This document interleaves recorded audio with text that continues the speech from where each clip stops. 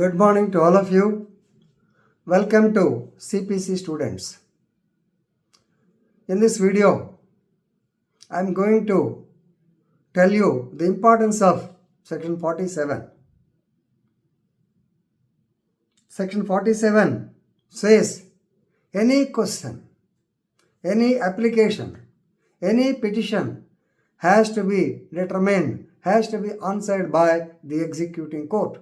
Maybe the court which issued the decree, or maybe the court to which the decree is transferred. Bale talka nepidi. Degree ఇచ్చిన court okay ఏదైనా answer చేయగలదు, stay amount ఇవ్వాలా, లేదా mode of ఇది attachment కాదు, receiver పెట్టమని పెట్టుకోవచ్చు. కానీ once the degree is transfer to other court, వాళ్ళకు కూడా ఇంతే బాధ్యత ఉంటుంది. ఏ అబ్జెక్షన్ పెట్టినా సరే క్లారిఫై చేయాల్సిన బాధ్యత ఎగ్జిక్యూటింగ్ కోర్టుది. Section 47. The heading is like this: questions to be determined by the court executing the decree. Maybe the court of first instance or the court to which the decree is transferred. All questions, any type of question arising between the parties to the suit in which the decree was passed or their LRs, that is legal representatives, shall be determined by the executing court and not by separate suit.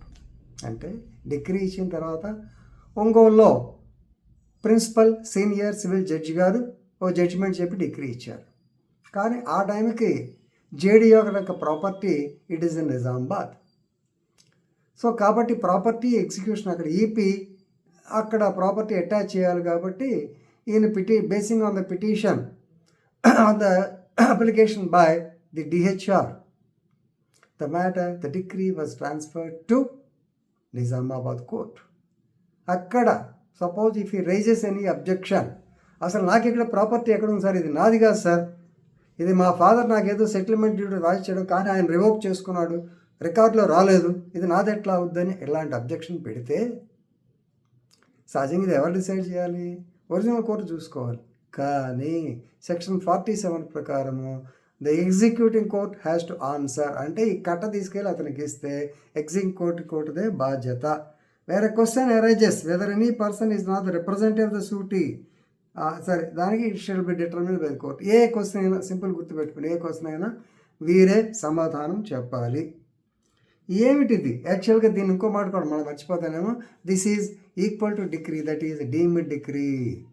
Degree యాక్చువల్గా ఆయన ఇచ్చిన ఎగ్జిక్యూషన్కి వచ్చినప్పుడు అసలు డీన్ కాబట్టి yes, please remember this is called a deemed degree, right?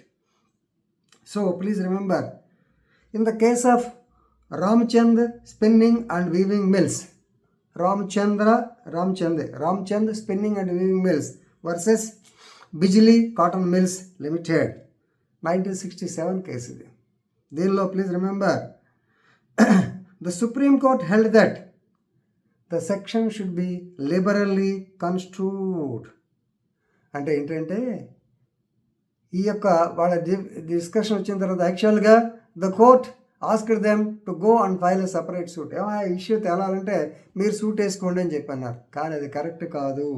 Liberal interpretation, all questions relating the execution, discharge, satisfaction of the degree should be answered by the executing court, not by instituting a separate suit. ఏమైనా ఇంకో case చూసుకోవడానికి కాదు. ఎందుకంటే multiplicity of suits పెరిగిపోతే ఇబ్బంది కదా. కానీ కాబట్టి answer ఆ కోర్టే చెప్పాలి. సో ప్లీజ్ రిమెంబర్, అసలు ఈ క్వశ్చన్స్ ఎలా ఉండాలి కూడా మనం ఆలోచించాలి.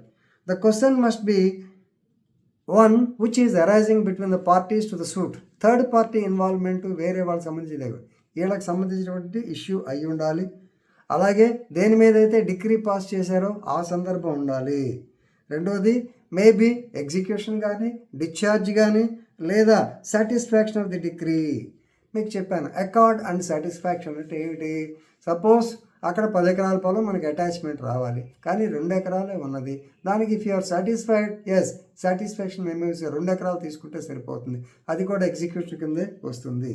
కాబట్టి the parties or their representatives, definitely they can approach the executing court under section 47 and get their doubts cleared regarding what?